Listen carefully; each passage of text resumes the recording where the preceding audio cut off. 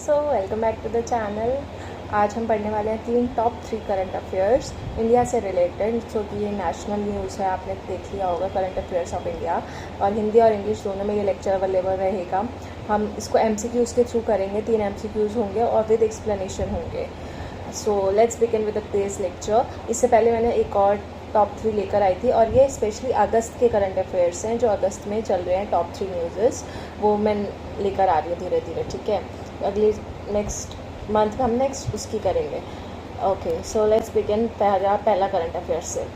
तो हमारा पहला करंट अफेयर क्या है? रिसेंटली जो Indian Navy participated in the multinational SEACAT 2023। तो सी कैट 2023 में हमारी इंडियन नेवी ने, नौसेना ने पार्टिसिपेट किया है। और ये पहली बार कौन सी कंट्री में हुई है, ये पूछा है कि इंडियन नेवी ने जब सी कैट 2023 में पहली बार पार्टिसिपेट किया तो ये कौन सी कंट्री में अभी रिसेंटली हुई है। सो ये हुई है हमारी सिंगापुर में। तो इस करेक्ट आंसर इज सिंगापुर। अब सी कैट कोई ऐसा नहीं है कि कोई बिल्ली है जो समुद्र में रहती है, जो सी में रहती है। No, it's not like that. इसका एक फुल फॉर्म है जो अभी हम पढ़ते हैं। सो पहले हिंदी में ये क्वेश्चन देख लेते हैं। तो पहला टॉप 1 न्यूज़ है ये। हाल ही में भारतीय नौसेना ने पहली बार किस देश में आयोजित बहुराष्ट्रीय सी कैट 2023 अभ्यास में भागीदारी की है? तो इसका करेक्ट आंसर क्या है? सिंगापुर, जापान, ऑस्ट्रेलिया या मलेशिया। सो करेक्ट आंसर है सिंगापुर। So let's begin. अब इसका सी कैट क्या है? सी कैट में आपको ये लोगो दिख रहा होगा। तो सी कैट का लोगो में लिखा हुआ है, देखो full form, south east Asia cooperation and training. So वैसे ही इसमें ये आपको दिख रहे हैं नेवी के जवान, और इसमें पीछे इसका फुल फॉर्म लिखा हुआ है। तो फुल फॉर्म याद करना भी इम्पॉर्टेंट है सी कैट का। साउथ ईस्ट एशिया, तो एस से साउथ, ई से एशिया, देन ए से ये वाला साउथ ईस्ट एस से हो गया, देन एशिया, देन कॉपरेशन ए से एंड टी से ट्रेनिंग। तो इसकी सेरेमनी हुई थी अभी 14 अगस्त के आसपास हुई थी। तो ये तब का एक था वो है फ़ोटो। देन इसके बारे में पढ़ लेते हैं, इसका एक्सप्लेनेशन कि क्या है, किसने लीड किया, जो जो इम्पोर्टेंट इसमें से ये बात क्या बोलते हैं, इसको क्वेश्चन बन सकते हैं, वो पढ़ते हैं। तो डॉक्टर जो असुरा सहले हैं, उन्होंने इसको लीड किया था। मरीन जो भी ये एक्सरसाइज हुई थी, मरीन डोमेन अवेयरनेस के लिए ये एक्सरसाइज की गई थी। एंड सेमिनार हुआ था during SEACAT 2023 in Singapore. तो सिंगापुर में ये हुआ है, जो मैंने आपको क्वेश्चन में बताया था। और इसको लीड किसने किया, उसका नाम याद रखना है, डॉक्टर एस्यूरिया सैल्हे, ठीक है। अगस्त 17 को ही हुई थी, और 14 से मतलब 17 अगस्त तक चल रही थी। 17 अगस्त से लेकर फिर 25 अगस्त तक चली थी, और पहले 14 अगस्त को ही शेड्यूल की गई थी। तब हुआ एक सेरेमनी हुई, ओपनिंग सेरेमनी, एंड देन इसको शेड्यूल किया गया 17 अगस्त से लेकर 25 अगस्त तक के लिए, ठीक है। अभी 25 अगस्त आने वाली है, लेकिन अब 2-3 दिन और चलेगी ये, ठीक है। तो ये सी कैट 2023 के बारे में हो गया। और कहाँ से, इसमें कौन से वो आए थे, प्राइमरी मिशन कहाँ से आए थे? तो अंडमान एंड निकोबार कमांड्स जो पोर्ट ब्लेयर का है, वहाँ से जो हमारा इंडियन नेवी है वहाँ से आई थी। एंड ये प्राइमरी मिशन लीड किया था, जिसमें ये हार्बर फेज़ है। कौन सा फेज़ चल रहा है अभी? हार्बर फेज़ चल रहा है, ये इंपॉर्टेंट है। सो इसको मैंने हाईलाइट भी कर दिया और अंडरलाइन भी कर देती हूँ, एक सेकेंड। हार्बर फेज़ चल रहा है सी कैट 2023 का, ठीक है। फिर उसके बाद इसके अलावा और इसमें क्या इंपॉर्टेंट है कि ये एक मल्टीलैटरल, एक सेकेंड, सो ये क्या है, एक मल्टीलैटरल मल्टी प्लेटफॉर्म एक्सरसाइज है, जिसमें including ashore and at sea training evolutions. तो इसमें ये सारी चीज़ें इंक्लूडेड होती है। That emphasise real world engagements to enhance cooperation and maritime security capabilities in Indo Pacific. तो इंडो पैसिफिक में जो मैरीटाइम सिक्योरिटी के लिए और कॉपरेशन के लिए ये एक्सरसाइज की जाती है। कौन सी एक्सरसाइज? सी कैट 2023। सो इसमें सिर्फ 3-4 चीज़ें आप कीवर्ड्स मार्क कर लो। एक तो हार्बर फेज़ चल रहा है, वो वाला। दूसरा, ये कहाँ पे होती है? इंडो पैसिफिक में होती है।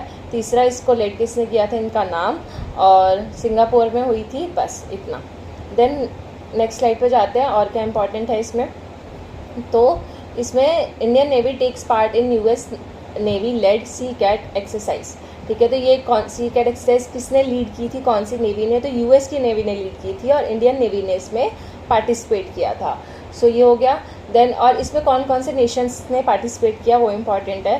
जैसे 4 ऑप्शन आ गए, इनमें से आपसे कोई नेशन पूछ लिया, तो Australia, Bangladesh, Brunei, Canada, France, Germany, Indonesia, Japan, Malaysia, Maldives, New Zealand, Philippines, South Korea, Singapore, Sri Lanka, Thailand, East Timor, UK, US, Vietnam, इन सब ने सी कैट में 2023 में पार्टिसिपेट किया है और ये इसके मेंबर नेशंस भी बोले जाते हैं, जो कि इंडो पैसिफिक की ज़्यादातर जो एक्सरसाइजेज होती हैं उसमें ये पार्टिसिपेट करते हैं। अब सारे नाम याद रखने की ज़रूरत नहीं है, यूएस, यूके याद रख लो, सिंगापुर में हुई थी सिंगापुर याद रख लो, और इंडिया के आसपास के जो नेबरिंग है जैसे बांग्लादेश है, श्रीलंका है, वो याद रख लो, बस इतना काफ़ी रहेगा।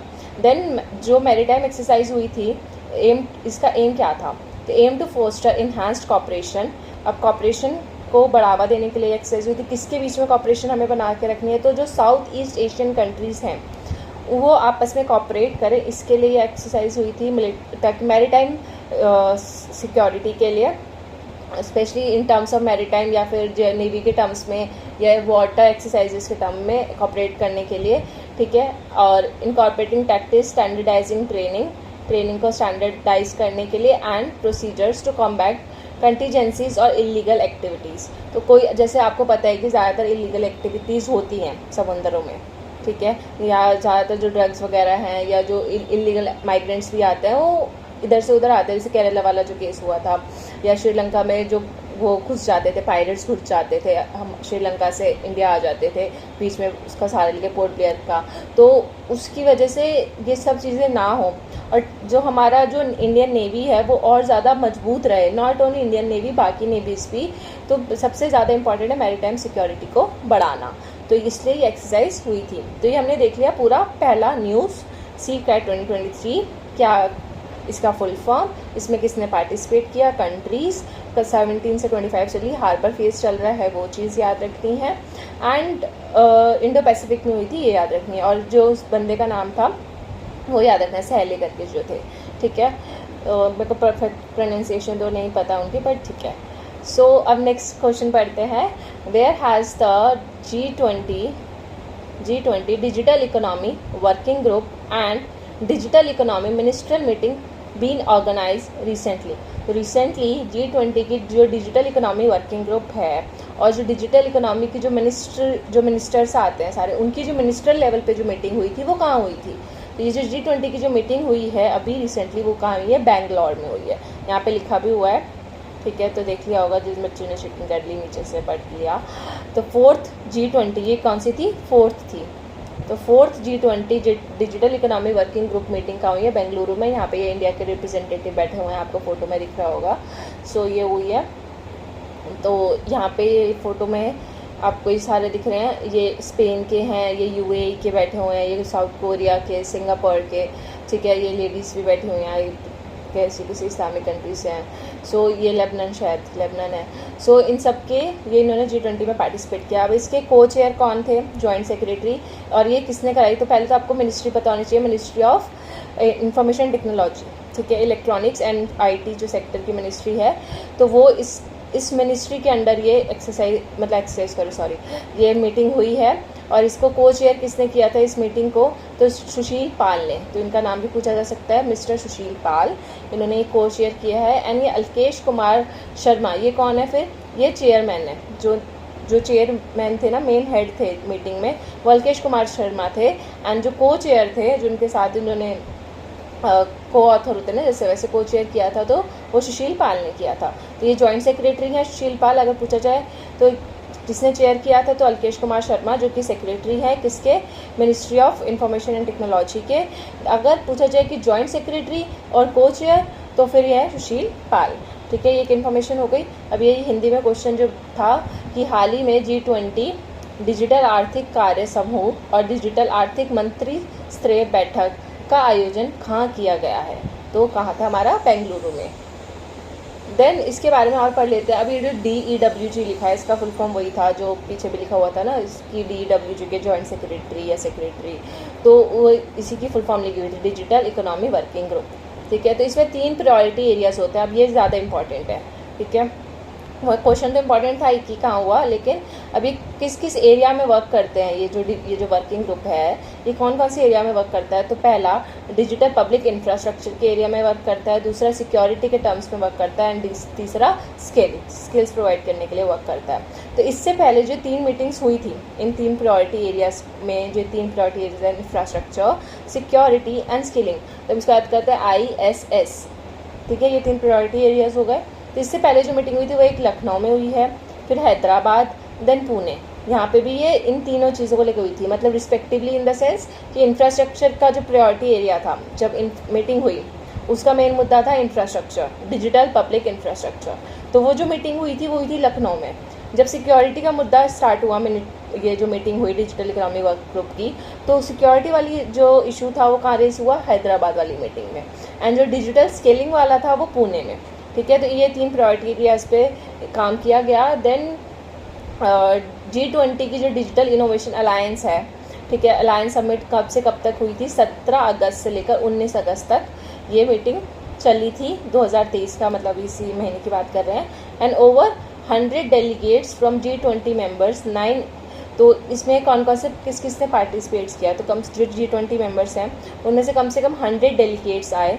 ठीक है, 9 इनवाइटेड कंट्रीज थी, ठीक है, जिनको इनवाइट किया गया। एंड सबसे इम्पॉर्टेंट जो हमें इसमें याद रखना है कि कौन से 5 ऐसी इंटरनेशनल ऑर्गेनाइजेशन थी जो इसमें पार्टिसिपेट किया।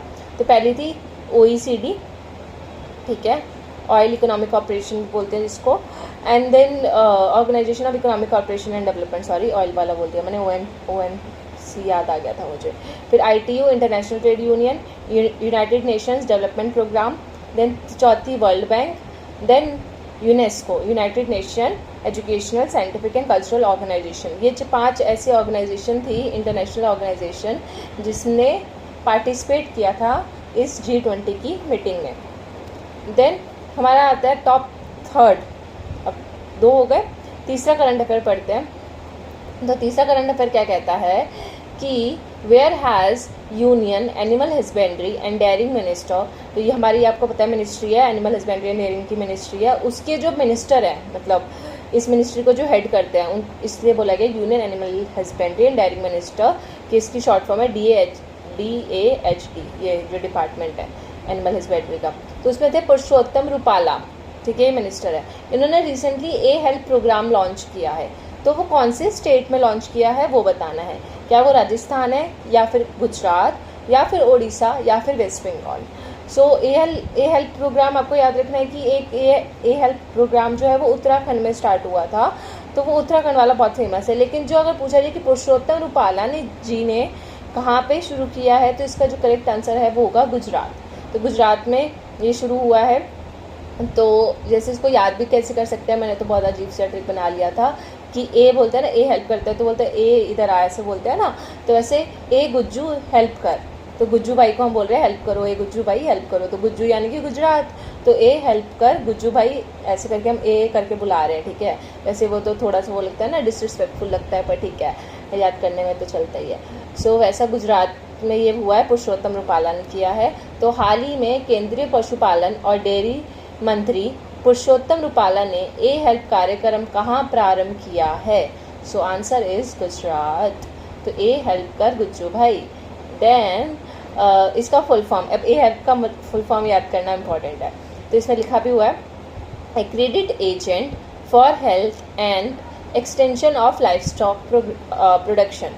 ठीक है, तो ए से एक्रेडिशन है, ठीक है, फिर हेल्प में है तो एच से हेल्थ, देन ई से एक्सटेंशन, एच से सॉरी हेल्थ बोल रही हूँ, हेल्थ, देन एक्सटेंशन, फिर एल से लाइफ स्टॉक एंड पी से प्रोडक्शन। तो लाइफ स्टॉक और पी से क्या हो गया हमारा प्रोडक्शन। तो ये ए हेल्प हो गया, और ए ऊपर वाला जो ए था, जो हमारा हाइफन से पहले, हेल्प से पहले ए वाला, वो एक्रीडेटेड एजेंट। ठीक है, तो ये पशुपालन विभाग है। तो अगर पूछा जाए कि ए हेल्प प्रोग्राम, एक तो आपको मिनिस्टर का नाम याद हो गया, दूसरा कौन सी स्टेट में हुआ, गुजरात याद हो गया, इसका फुल फॉर्म भी हमने पढ़ लिया। अब मोस्ट इम्पॉर्टेंट, अगर फुल फॉर्म पता है तो आपको ये पता होगा कि ये क्वेश्चन आया हुआ था, जैसे करंट अफेयर्स में मैं पढ़ रही थी कहीं, कि ये जो ए हेल्थ प्रोग्राम है वो किस चीज़ से रिलेटेड है, तो ये कौन से किस से रिलेटेड है, लाइफ स्टॉक से रिलेटेड है, तो पशुपालन से रिलेटेड है, हेल्थ से रिलेटेड है, हेल्थ किसकी, एनिमल्स की हेल्थ, ठीक है, उससे रिलेटेड है। तो इसमें देखो, इसमें लिखा भी हुआ है कौन कौन आए थे इसमें, जिन्होंने सेरेमनी हुई थी जो, इसमें श्री गणेश जोशी लिखा हुआ है, देन एक सेकेंड एक नाम छूट गया इसमें, श्री पुष्कर सिंह धामी लिखा हुआ है, एंड और लास्ट में सौरभ, एक सेकेंड क्या लिखा है, सौरभ बहुगुणा, ठीक है, सौरभ बहुगुणा, ये 3 लोग थे जिन्होंने इसमें जो मेन इसके अध्यक्ष बोल सकते हो, या जिन्होंने इस प्रोग्राम को लीड किया था वहाँ पे, और यहाँ पे G20 के अंडर ही ये प्रोग्राम हुआ था। तो ये आगे ना क्वेश्चन जैसे ये था कि related to life stock sector, तो ये किससे रिलेटेड है, a health programme life stock sector से रिलेटेड है। तो इस प्रोग्राम में, and in this programme trained a helps will give their vital contribution, जो ट्रेंड पीपल है, किसमें ट्रेंड, लाइफ स्टॉक में, जो एनिमल्स की देख रेख करना जानते हैं, उन वो जो ट्रेंड पीपल है उनको अपना कॉन्ट्रीब्यूशन करना है किसमें, preventing various infectious diseases of animals, जो एनिमल्स से होने वाली डिसीजेज होती है ना, जो उनकी वजह से हमें भी इन्फेक्शन हो जाता है और उनकी जान भी खतरे में होती है एनिमल्स की, तो उससे रिलेटेड जो है उसको प्रिवेंट करने के लिए ये प्रोग्राम चलाया गया है कि जो जानवरों से होने वाली डिसीज़ हैं वो इतनी ना हो, जैसे जो वायरल होते हैं, फ्लूज, और जैसे ब्लैक डेथ हुई थी, बुबोनिक प्लेग आया था जो हमने पिछले लेक्चर में पढ़ा था, ठीक है, और उसके अलावा अभी जैसे कोविड आया था तो उसको भी बोल रहे थे ना कि एनिमल्स की वजह से चमगादड़ और ये सब चीज़ों की पिग्स की वजह से हुआ, ऐसी अफवाहें फैल रही थी, तो वैसी चीज़ें दोबारा ना हो, या जो ज़्यादातर डिसीज़ एनिमल्स की वजह से हो रही हैं वो ना हो, इसलिए ए हेल्थ प्रोग्राम चलाया गया है। तो किसके अंडर है ये, राष्ट्रीय गोकुल मिशन के अंडर ये प्रोग्राम है, तो दिस इज़ इम्पॉर्टेंट, RGM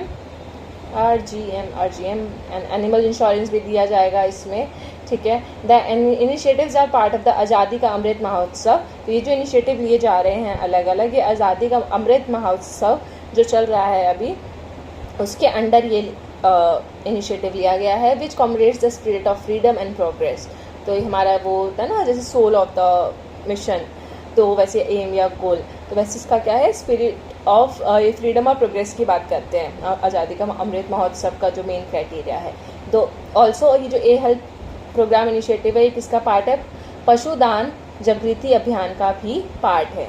तो एक अम्ब्रेला जो मिशन है वो क्या है, राष्ट्रीय गोकुल मिशन, उसके अंदर जो सब स्कीम अभियान चल रहा है वो है पशुधन जागृति अभियान, जो कि लाइफ स्टॉक से रिलेटेड चल रहा है इंक्लूसिव डेवलपमेंट के लिए। और ये जो अभियान है इसका एम क्या है, फार्मर्स को एम्पावर करना एंड लाइफ स्टॉक हेल्थ को इम्प्रूव करना, क्योंकि जो फार्मर्स है वो भी तो गाय भैंसों का यूज़ करते हैं ना चारे वगैरह के लिए, या फिर अपने डेयरी के लिए, या फिर वो जो खेतों में जुताई कराने के लिए, तो वो सब चीज़ें, और डिसीज़ मैनेजमेंट करना, देन एनिमल इनफर्टिलिटी कंसर्न्स, कि जो एनिमल इनफर्टाइल हो जाते हैं उनसे रिलेटेड भी उनको प्रॉपर देख रेख रखना।